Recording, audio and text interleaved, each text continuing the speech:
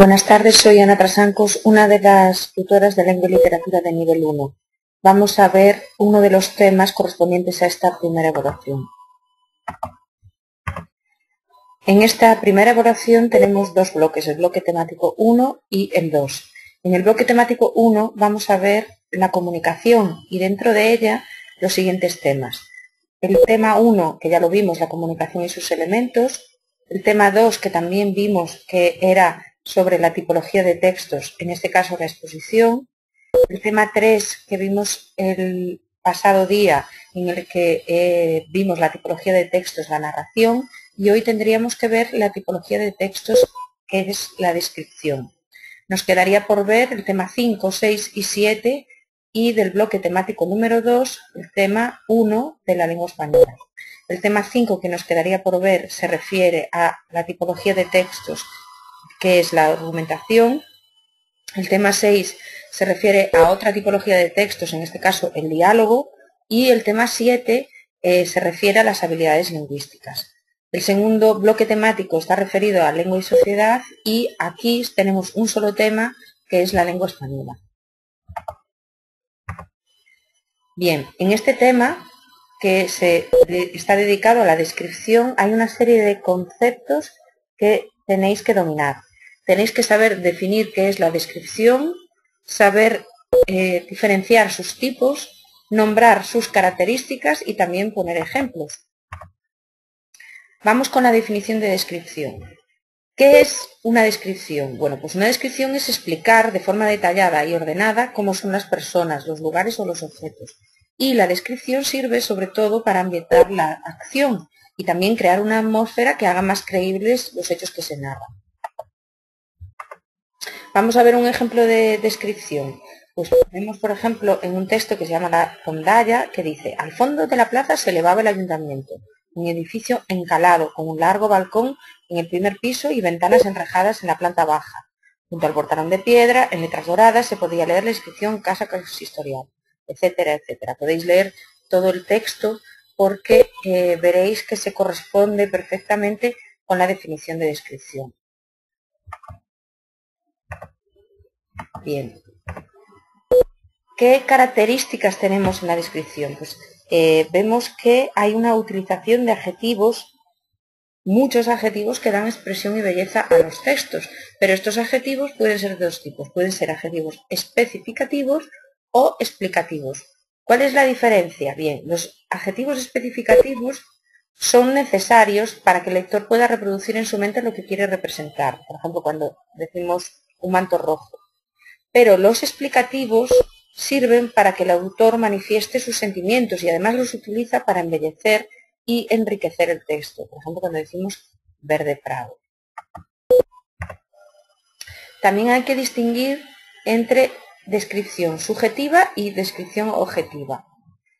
Tenéis en el libro de texto la definición tanto de la descripción subjetiva como de la objetiva y también tenéis que tener en cuenta que es frecuente que se entremezclen en la descripción tanto lo objetivo como lo subjetivo.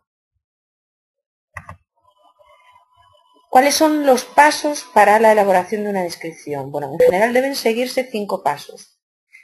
En primer lugar, observar. En segundo lugar, captar. Después, seleccionar. A continuación, ordenar y ya por último, elaborar la descripción. Tenéis el esquema de los pasos de la descripción en la página 91 del libro de texto.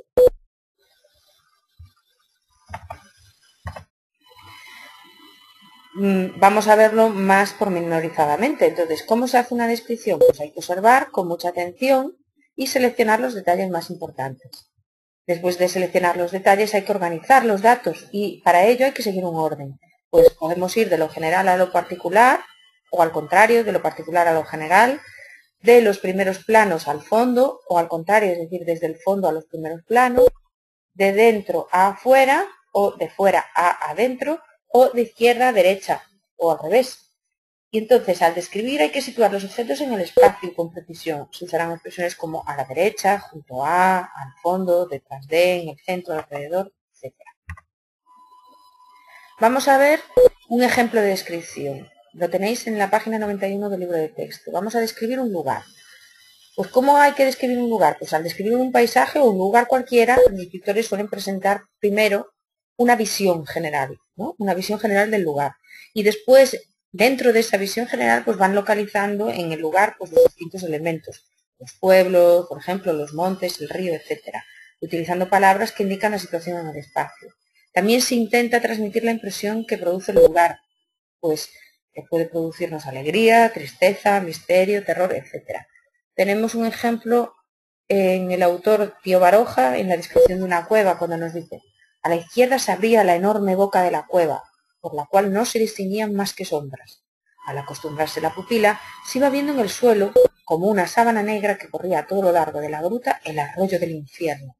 Infernuco Erreca, que palpitaba con un temblor misterioso. En la oscuridad de la caverna brillaba, muy en el fondo, la luz de una antorcha que agitaba a alguien al ir y venir. Unos cuantos murciélagos volaban a su alrededor. De cuando en cuando se oía el batir de las alas de una lechuza y su chirrido áspero y estridente. Vemos que además de los elementos, en esta descripción pues, se intentan transmitir impresiones. Vamos a ver también la descripción de un objeto. ¿Y para qué sirve la descripción de objetos? Pues se utilizan para dar verosimilitud al relato. Y los pasos los tenéis en la página 92 del libro de texto.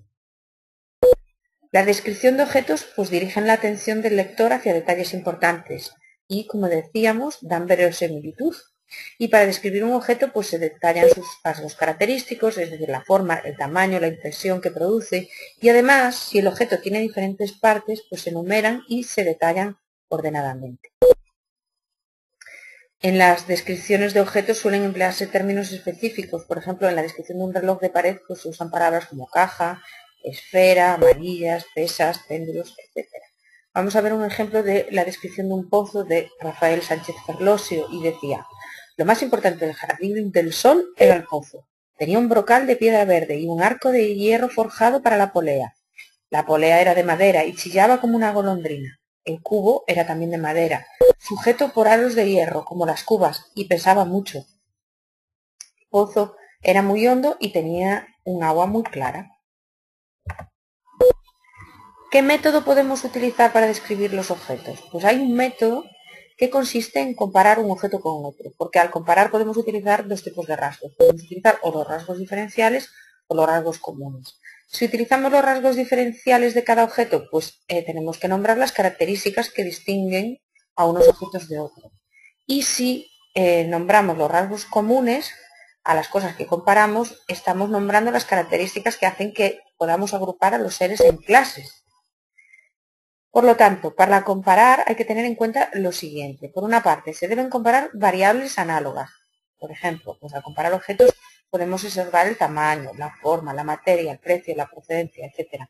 También se deben indicar las semejanzas y las diferencias y además se deben ordenar pues, las comparaciones, porque primero pueden ir las semejanzas, después las diferencias o al contrario. Vamos a ver un ejemplo. Nos dice el violonchelo y el violín. Pues el violonchelo es, como el violín, un instrumento de cuerda. Su forma es similar y ambos se tocan con ayuda de una varilla o arco. Estos dos instrumentos se diferencian. Vemos que al principio se nombran las semejanzas, pero ahora comienzan las diferencias. Y nos dice, estos dos instrumentos se diferencian por su tamaño y su sonido. El violín es pequeño y su sonido es suave y agudo, mientras que el violonchelo es grande y de tonalidad muy grave. También podemos describir un proceso, y describir un proceso es exponer ordenadamente las fases del mismo, indicando qué sucede en cada fase y cómo sucede. Por ejemplo, pues para explicar cómo se hace un periódico, para describir cómo se hace un periódico, pues tendríamos varias fases también. Y tendríamos pues que primero tiene que haber una documentación, después sucede la transmisión, se da también la redacción, la fotocomposición, la obtención de películas y planchas y por último la impresión. En la documentación, pues los reporteros locales y los corresponsales en otras poblaciones acuden al lugar de los hechos, obtienen información y hacen fotografías y planos del lugar. Pues en la transmisión, los periodistas y las agencias internacionales transmiten las noticias a la redacción del periódico por una vía rápida. En la redacción, los redactores seleccionan el material recibido y redactan noticias, artículos de fondo y editoriales. También se escoge el material gráfico. En la fotocomposición, pues los textos se escriben en los ordenadores, se corrigen y se distribuyen en la página, confeccionando así una maqueta que se fotografía. El siguiente paso sería la obtención de películas y planchas, ya que se obtienen los negativos de las fotografías de cada página y con ello se impresiona una plancha plana de aluminio. Y ya por último tenemos la impresión. En esta fase final, pues a partir de la plancha se imprimen los periódicos en la prensa y ya estarían listos para su distribución. Esta es la descripción, por ejemplo, de cómo se haría un periódico. ¿Qué ocurre? Pues que la descripción de un proceso pues tiene que ser clara, sobre todo clara y ordenada, y debe seguir un orden. Primero se indica de qué proceso se trata y cuál es su finalidad. Después se detallan los elementos, materiales o instrumentos que forman parte del proceso, es decir, personas, máquinas, materiales, herramientas, etc. Y finalmente se explica cómo se desarrolla el proceso. Se divide en fases y se exponen las operaciones que se realizan en cada una. Se debe utilizar palabras que indiquen el orden de las operaciones y, si es posible, se explica para qué se realiza cada operación. Tenemos también varios tipos de descripción, las tenéis en el libro de texto y hay que saber la diferencia entre todas ellas. Tenemos que distinguir entre la descripción exhaustiva y la descripción selectiva. Tenemos que distinguir entre la descripción estática y la descripción dinámica, la descripción objetiva y la subjetiva, y la descripción realista, idealizada o degradante. En la descripción literaria de personas también tenemos unas tipologías que tenemos que saber distinguir. ¿Qué es una descripción de personas? Pues es que dentro de la descripción de personas y según se describan sus rasgos, pues podemos determinar diferentes nombres para esta descripción literaria.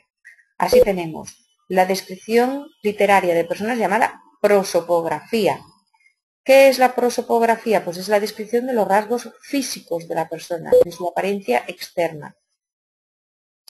Tenemos también la etopeya. ¿Qué es la etopeya? Es la descripción de rasgos psicológicos o morales del personaje, es decir, su manera de ser, de actuar, su carácter, etc. Tenemos el retrato también, que es una descripción combinada en la que se describen las características físicas y morales de la persona. Y aquí, en el retrato, pues se une la prosopografía y la etopeya. Otra tipología de descripción literaria sería el autorretrato, y el autorretrato sería el retrato de una persona realizado por ella misma. Y por último, pues tendríamos la caricatura, que es un tipo de descripción en la que los rasgos físicos y morales de la persona se presentan de manera exagerada, acentuando los defectos. Aquí se trata de retrato de personas, tanto en su aspecto físico como espiritual. La prosopografía, pues es la descripción del físico de un personaje, es decir, su estatura, complexión, etc. ¿Cómo se hace una prosopografía? Pues lo más importante es observar atentamente a la persona y después seleccionamos y anotamos los rasgos físicos que la caracterizan. Los rasgos más importantes son los que se refieren al rostro, al aspecto general y al vestido. Pero al hacer una prosopografía, pues hay que tener en cuenta una serie de normas, porque es necesario seguir un orden, porque estamos pintando ese personaje y se debe comenzar por el aspecto general y ya después dar detalles concretos. También se debe presentar al personaje en acción para que cobre vida y debemos describir sus movimientos.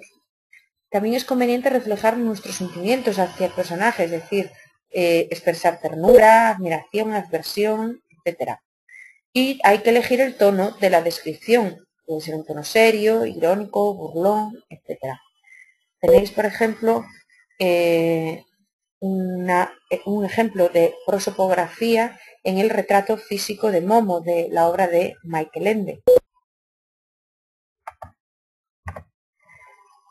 Vamos a ver ahora el retrato. Normalmente cuando describimos a una persona no solo nos referimos a su físico, sino también que intentamos reflejar su forma de ser y de actuar, y también lo que nosotros pensamos de esa persona. Entonces, describir a una persona reflejando sus sentimientos, sus costumbres y todo lo que forma su personalidad es hacer un retrato de carácter.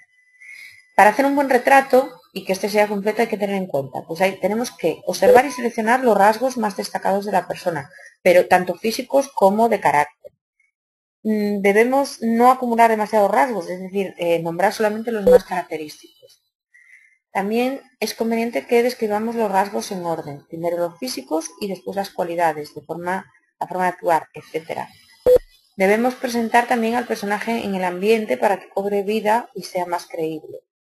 Y elegir bien las palabras y utilizar recursos expresivos para dar viveza y fuerza a la descripción. Tenemos un ejemplo de retrato en la obra de Camilo José Cela. Podéis leer. Bien, tenemos que hacer también una distinción entre descripción científica y literaria. Y esta distinción se hace según el lenguaje empleado. Tenéis la definición tanto de la descripción científica o técnica como de la descripción literaria en la página 100 del libro de texto.